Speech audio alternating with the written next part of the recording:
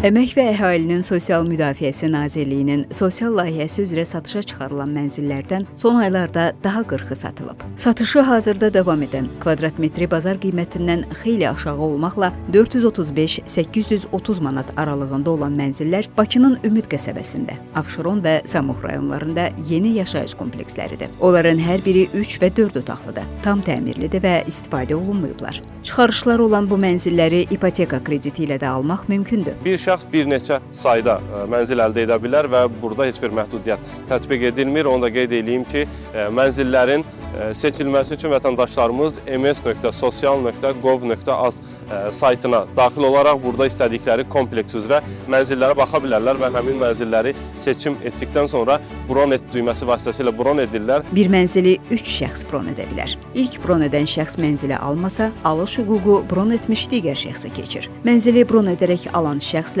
Əmək və Əhalinin Sosial Müdafiəsi Nazirliyi arasında 10 gün müddətində alqı-satqı müqaviləsi bağlanır. Satışdan əldə olunan vəsait ölkəmizin digər bölgələrində şəhid ailələri və müharibə ilə əlaqədar əlilliyi olan şəxslərin mənzillə təminatına yönəldilir.